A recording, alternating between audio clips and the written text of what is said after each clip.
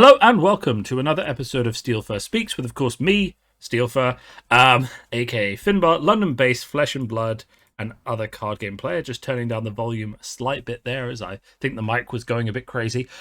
Today, the main focus of the video is going to be on what are the best aggro hands and how to Kodachi things. But the other thing we're doing is, of course, reviewing the new FAB DB functionality of the deck tester, which I believe was uploaded yesterday and will be available to non-subscribers for the next week to have a bit of a play around with. And after that, will only be available to people who support the FAB DB Patreon. I am a Patreon supporter of FAB DB. I find the additional functionalities useful. I find the wraith times can be interesting as well. So, it's worth a bit of money every now and then. But I can understand plenty of people who just want a free database and deck building tool. So I guess if you find the additional features he's putting out useful, then it's worth subscribing. If you just want to build your decks and have a look at other people's decks, then obviously you don't. I like to see cutting edge tools and other ways of doing things. There's a few other sort of like there's a few like other side things here you can do, like practicing limited, like generating boosters, generating sealed practice, which does not seem to be working for me. I'll have to check about that because I should have access to that.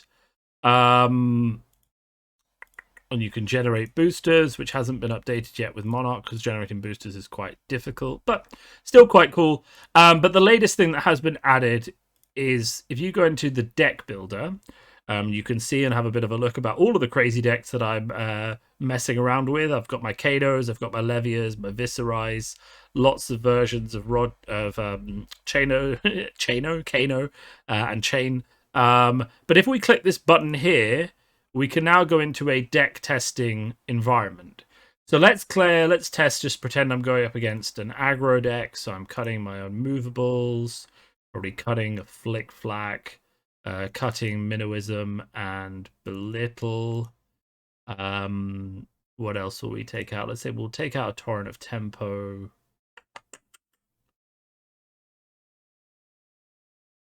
Take out the Command and Conquers. Yeah, so we'll say we're going like full aggro, so we're kind of running, we'll say we're on with 61 cards. Torrent of Tempo can be quite good. So this will kind of be like our list versus chain. Once we've done a sideboard, we hit ready, test. And then we get into this interface. Now, you see I've got my banished, arsenal, hero, pitch, discarded, etc. This isn't super featured yet. So, for example, I'm probably not going to be able to activate Katsu. But we can at least draw some cards and talk through the options, right? So, and this is kind of what I want this video to focus on, because I was talking to someone and he said that as a Katsu player, one of the things he struggles with is when to Kodachi and when to not, right? Okay, and how to play the analysis of each decision to basis. Okay, so you draw this on turn 1. What are your main goals with this hand? Say you're going first. Firstly, you have to ask yourself, which of these cards is being arsenaled? Is it Flick Flack or Plunder Run? That's kind of dependent on the deck you're playing against. Against most aggro decks, you're going to arsenal that Plunder Run. Obviously, you do it at the end of a turn, but that's not important. And then you're going to think, okay, what is the most I can get out? Like, do I want to keep any of these cards in my hand? Yes or no? If I do, what's that card going to do for me next turn? If I don't, what is that card going to do to my opponent? Okay, so at the moment, looking at this hand, I really don't want this Flick Flack staying around. So that's probably on turn 1 going to get pitched for a Kodachi. After that, then, I have a choice. Do I want a Kodachi again, keep the Rising Knee Thrust red in my deck? I think I do. And then I have to ask myself, do I want to play the head jab or keep the head jab? Now, I only have 3 head jabs in my deck. And here's the question, right? So, on turn 1, you basically have 2 decisions. The first decision is, do I try and attack and force my opponent to block or take damage? Or do I want to not attack at all, just arsenal a card, and then let my opponent not filter their hand to do a more aggro turn against me? And those are both good questions to ask. Now, if I had a good hand that wasn't red heavy, like here, I might, in fact, just keep it. But as it is with this hand, I wasn't really in a good situation with this hand, even if I didn't want to discard it. So I could have, theoretically, if we drag these back, This is one annoying thing it does. It zooms in on the cards a bit too quickly. Yeah, which it shouldn't do because it's going to lose where I am. Yeah, you see it's lost where I am now. That's one thing he needs to fix. When you're dragging stuff back from the pitch zone, it shouldn't zoom in on the card. You should be able to move stuff around without having that happen, because that's actually quite frustrating. As someone who's just like trying to think. And you'll see that once I went back, it actually put my sideboard back into the deck. So there are still some things that need to be sort of sorted out here, and clearly I can't drag cards back from my pitch zone once I've pitched them, and now I have to go back into the deck builder and reselect my sideboard. Oh, that's not the right one.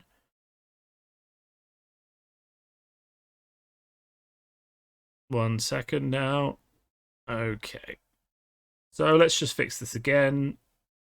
I might even keep in the snatches against chain, but I kind of need to get rid of some stuff. Flick Flack is kind of useful, but a lot of the times against chain, I'm actually really tempted to just take it out in favor of, you know, just an attack action. I really don't like blocking. So, you know, but let's just go with this. This is my standard chain thing. So again, we draw 4 cards. And again, if we look, say we're going on turn 1, you know, you're also faced again with a situation where maybe you don't want these cards in your hand. But you do have to ask, what are you going to arsenal? Now, you've got the Art of War, that's a good arsenal target. You've got the Flick Flack, that's a good arsenal target. Okay, so you could pitch 1, Kodachi for 1, pitch another one, Torrent of Tempo. That's a good play. You could go, you know, Kodachi with this, and then Scar for Scar, and then just keep Torrent of Tempo in your hand. You could go Kodachi, Scar for Scar. I think all of those are relatively decent plays. It kind of comes back again to what we were talking about in terms of kind of reading your opponent into how much pressure you want to put on them. If they take that first Kodachi, you might be thinking, okay, they've got a very good hand. They don't want to block. And then you might put some pressure on. If they don't take the first Kodachi and they block with a card from hand, then you're thinking, okay, maybe I want to add some more pressure. So I think let's just break down how I would think about this. So if I pitch a Flick Flack, for example, yeah, I don't want the Flick Flack. I'm playing its chain. I want it later game when I need to block some more of his attacks. The Art of War is going in Arsenal, so that's not to be considered. I'm going to do that next turn. And then I've got a choice here. Did he block the first Kodachi? If he did, then he's only got 2 cards left in hand, or 3 cards left in hand. But maybe he's not so enamored with his hand, so I don't want to give him more options to come at me. So I might pitch the Scar for Scar, and then just keep the Torrent of Tempo. If he didn't block the first Kodachi, then I'm probably going to go in for a second Kodachi, just see if he takes it as well. Probably really likes his hand. Maybe a newer player who doesn't know the importance of blocking damage against aggro on turn 1. And then if he doesn't block the second Kodachi, or to be honest, regardless of what he does with the second Kodachi, I don't really want the Scar for Scar keeping my hand. It's not a combo starter. It's not a ninja card. So I will just chuck that out for 4 damage. And then on my turn, I'll have stabbed twice, gone for 4 damage, put 2 reds back into my deck for later on, for turns when I need more aggro, and arsenal and Art of War. And I think that's probably a good turn 1. So then we end my turn, draw another 4 cards. And you'll see here, this is not actually a very good turn in terms of options for me. I don't know why these Command and Conquers have suddenly made it back into my deck. Again, there's a bit of issue with this, so we're just going to discard that and draw another card. There's a bit of an issue at the moment, yeah, with the tool just deciding to add your sideboard back in, but I'm sure he's working on that. That's kind of a big feature to sort out, because obviously if I'm testing a deck, I can't do it if my sideboard is constantly added back in. So in this situation, I have a Natural Whelming, I have an Art of War, a Surging Strike, and a Hurricane Technique. What are we going to do with that? So in this situation, the best play is, of course, to play the Art of War. Now, it happened again. You see, you can't have that happen. No. So this is small bits of frustration. And of course, my sideboard has gone back in, but we're just going to play and get rid of the cards that I don't need. But in that situation, I would have definitely gone banish. Well, you've got 2 good choices for banish. You're either banishing the Hurricane Technique, which is interesting, but not necessarily the greatest call, or you're banishing the Whelming Gust Wave. But you kind of need the Whelming Gust Wave to search for something else, depending on what you draw. You could use it to search for a red whelming gust wave. You could use it to search for a Mugention if you drew a red whelming gust wave. So in that situation, I probably would have banished the hurricane technique and gone in with the surging strike for 5 into the whelming blue for 3, and then whatever I drew, I would use to get a Mugention release and go in that way. So this is a more standard turn. So if you were going, say, second with this, you're probably going to pitch. You don't really have a threat here in terms of what you're going to do, but you're going to take these 2 resources. You're going to try and maximize damage. So you're going to Kodachi once, then you're going to Torrent of Tempo, and then once you've Torrent of Tempoed, if it hits, then, you know, whatever.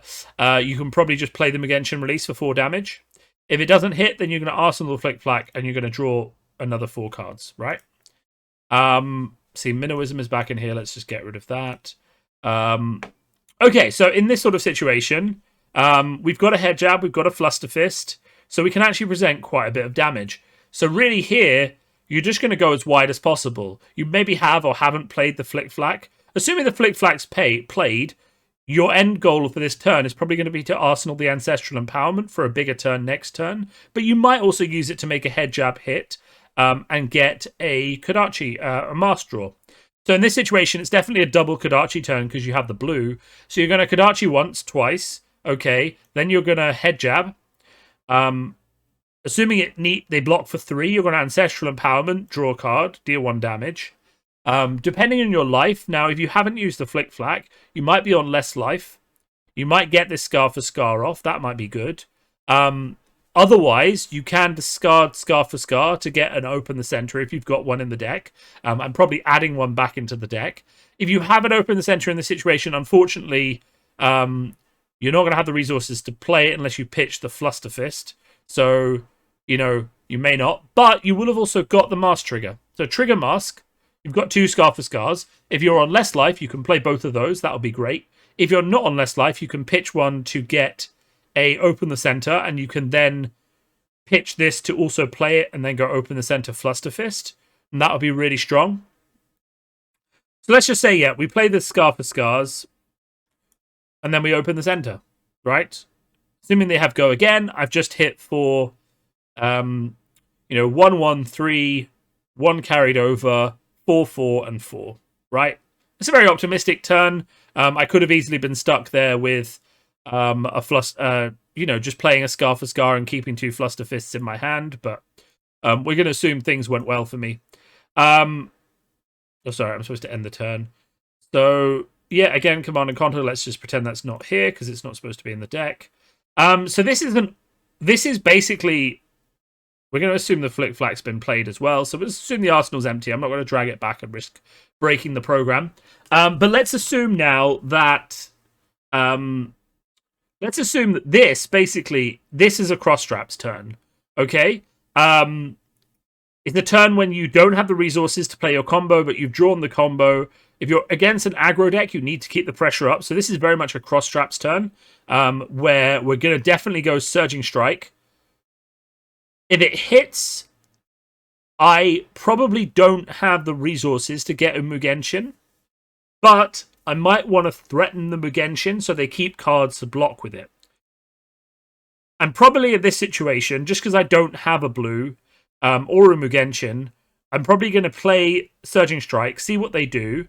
If it hits, I'm probably going to search...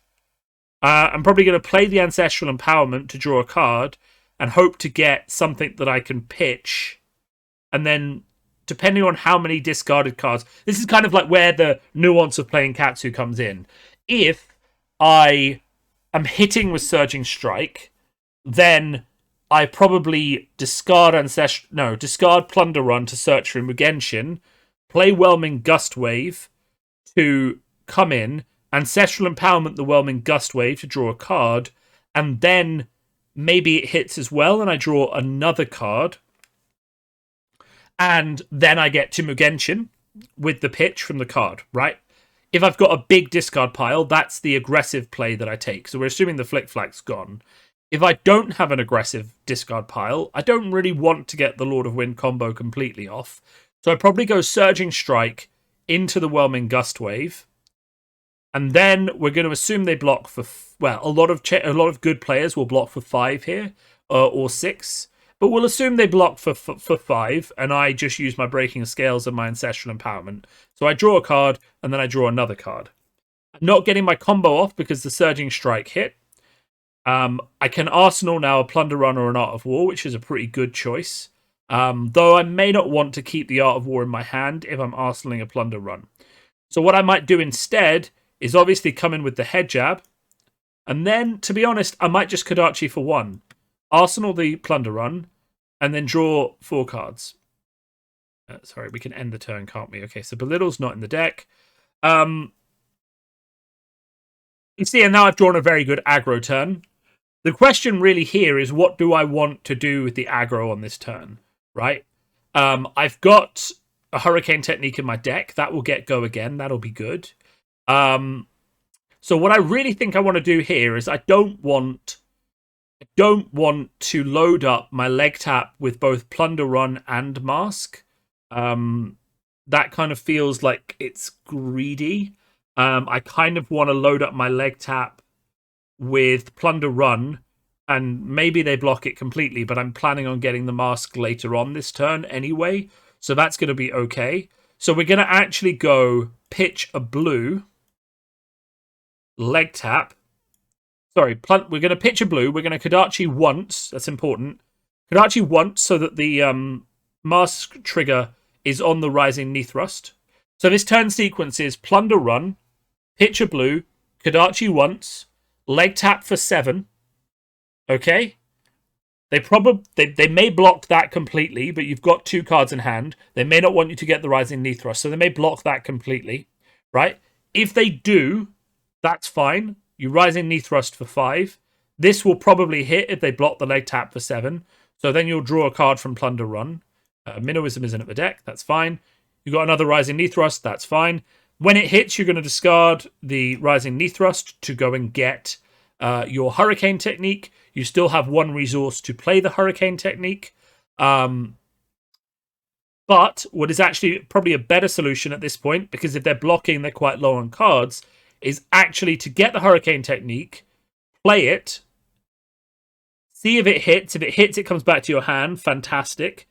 If it doesn't hit, then obviously you're not going to get the Mask trigger. But the best thing for you to do here, assuming the Rising Knee Thrust hit, the Hurricane Technique hits, is actually to pitch the Whelming Gust Wave, Kodachi again, and then draw a card if the second Hurricane Technique hits. Right? And then you get the Razor draw, which goes into Arsenal at the end of a turn. So then you've weaved in a second Kodachi for another damage when they're probably quite shields down from the Plunder Run, and successfully got a Razor Reflex to go into the Arsenal, which is quite flexible for you. There's the Hurricane Technique, so let's just get rid of that because it's already played.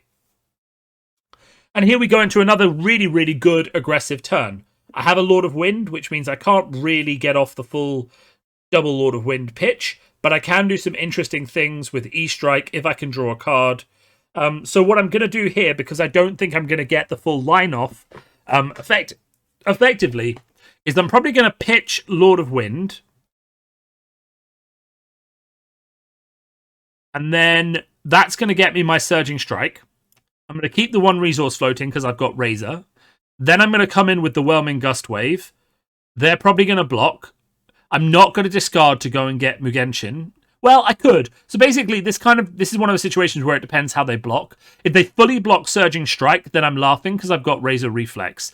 If they don't fully block Surging Strike, I may discard Enlightened Strike because we're getting into late game and I have a lot of cards in here. I may discard Enlightened Strike to go and get Mugenshin Release. And then I might try and rely on either the Breaking Scales if I still have them, or I might try and rely on drawing a card from Whelming or from Mugenshin to get that across the line. But what I'm probably going to do in this situation, if they fully block Surging Strike, it's perfect. I just Whelming Gust Wave, Razor Reflex, draw a card, right? And then I can probably discard from the Razor, because this is kind of like a call of how many cards my opponent has left in their hand. If they have a lot of cards left in their hand, then I'm not going to do the aggressive play. I'm just going to Arsenal the Plunder Run and call it a good day. If they don't have a lot of cards left, so if they've blocked the Surging and the Whelming, then in this situation, I've drawn a card from Whelming Gustwave. I'm probably going to try and arsenal something, and then pitch the other thing just to get it back into my deck so I can have it later on. Though keeping an E-Strike in your hand is not a bad decision either.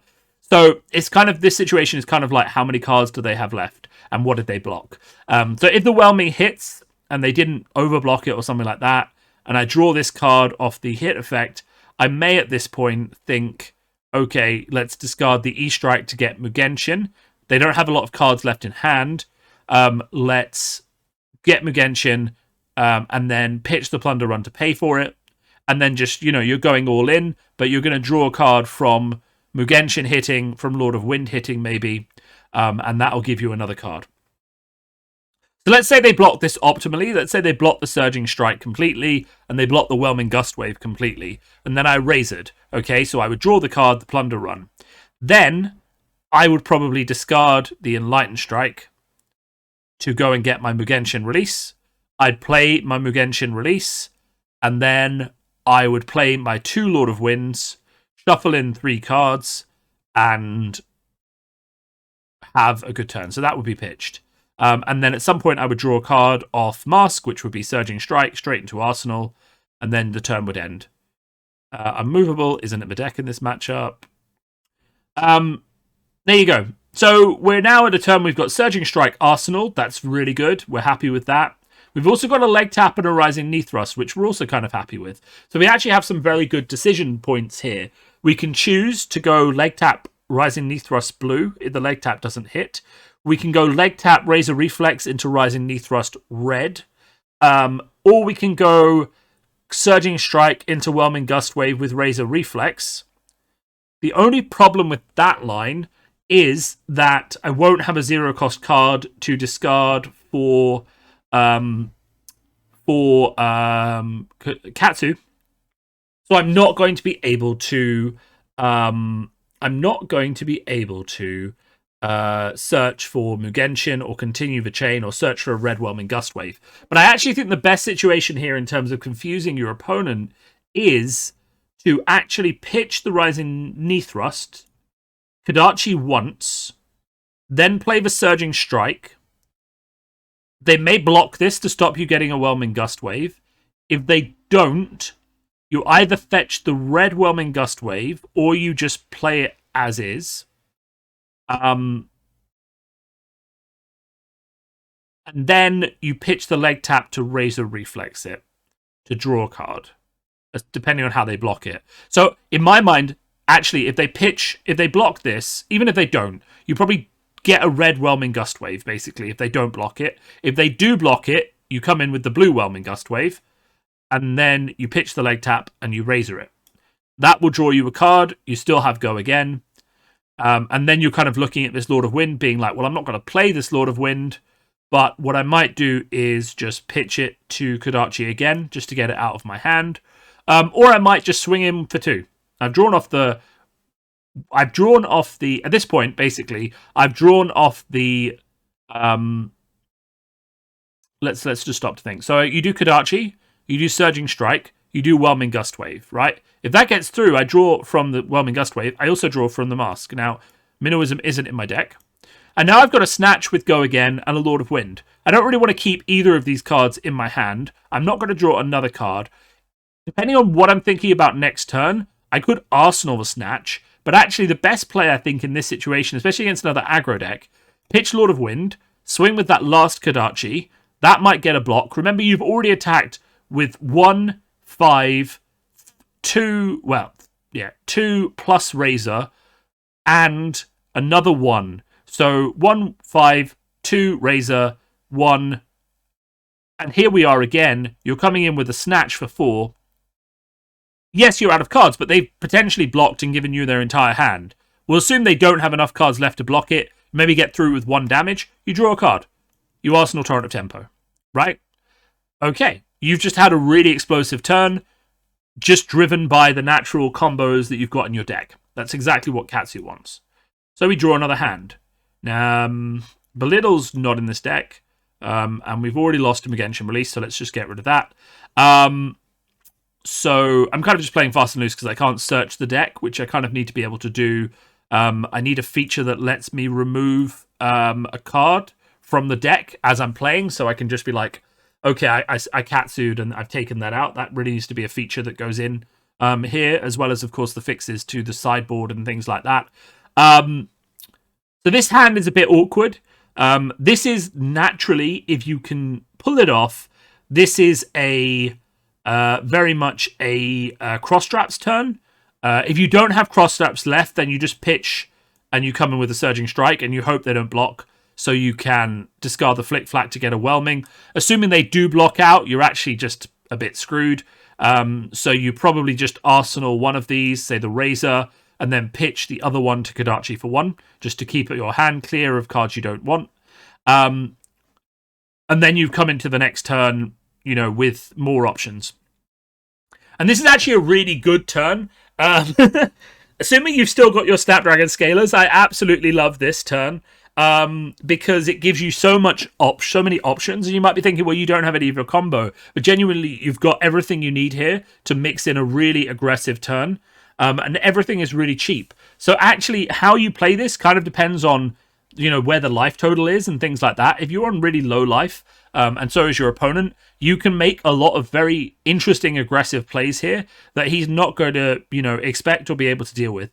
So, for example, a play I love here is obviously Enlightened Strike, put the Torrent of Tempo on the bottom to raise a Reflex up to 10. And you could Kodachi twice, Enlightened Strike, raise a Reflex for 10. You could Enlightened Strike for drawing a card, and then Razor Reflex to get go again if they don't block it. They may read the Razor Reflex if you've got one resource floating, but realistically, at this point, you're kind of in that situation where if you've got your Scalers up, you can be really aggressive and flexible in a way that they won't really be able to stop. So, for example, if I Kodachi twice here, E-Strike in for 5, draw a card. If they predict the Razor and block for 8, then all I have to do is use my Snapdragons, don't play the Razor, snatch Razor, right? And again, I draw another card, and obviously it has go again for another attack. If they don't block the E-Strike fully, then I draw from Mask, and I don't have to play the Razor anyway. I can just use Snapdragons, and then I can snatch Razor and draw another card. Right, you're sort of seeing the sort of flexibility here. The important part of that flexibility is deciding how many Kodachis you put before your first attack. You could also go Kodachi, snatch with Razor threatened. If they block it for 7, then obviously you just use your Scalers and then E-Strike for 10. If they don't block the snatch, you can Razor it anyway. And then you can E-Strike for 7, which would also draw you a card. But I think that first play is probably the best one. So I would Kodachi twice. Then I would come in threatening the E-Strike.